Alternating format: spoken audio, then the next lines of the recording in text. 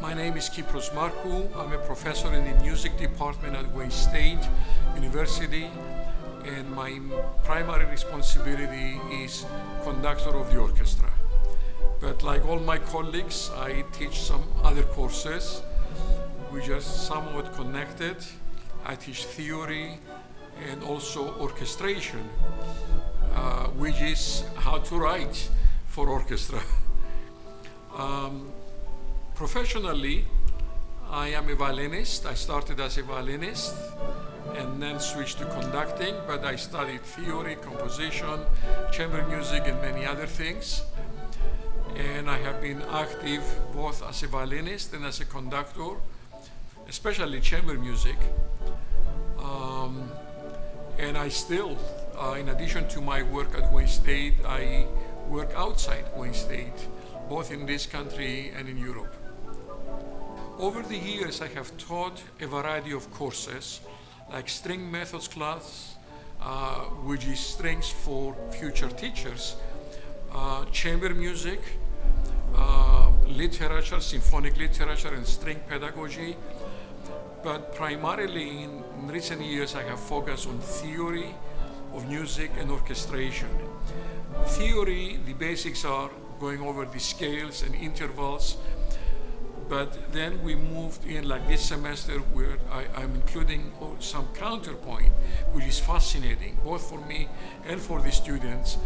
And then harmonic progressions, which means you take one chord and then there's another and another, and how to connect them in a way that they make musical sense. By the end of the semester, students should be able to take a melody or a bass line and build on it or below it a harmonic progression from which one then can write a whole piece.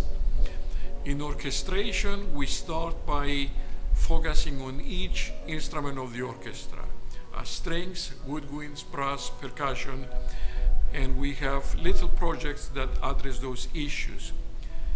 By the midterm, students are expected to be able to write for what we call classical size orchestra, the type of orchestra that Haydn and Mozart and Beethoven would use. And after that, they have their big project, which is they take a piano piece and they make an arrangement for full orchestra. And the way I work with that is that everybody prepares a draft.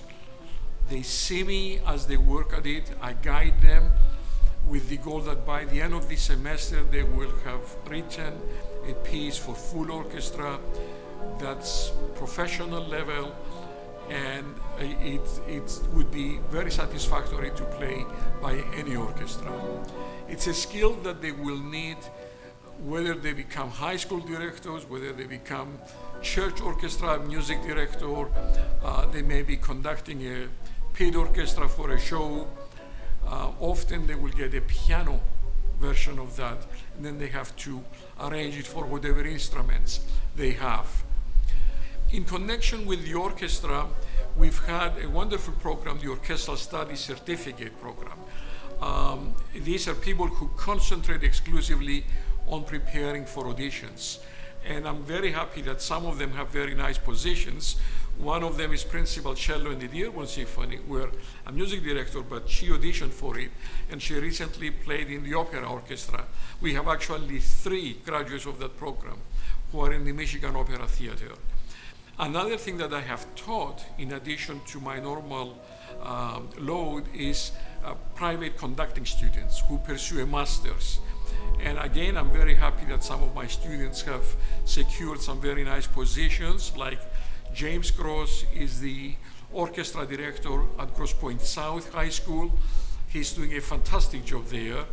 Another student that I'm very proud of is Bill Milicevic, who is out in Oxford area for the high school there, but also is the music director of the Oakland Youth Symphony and has done also an outstanding job there.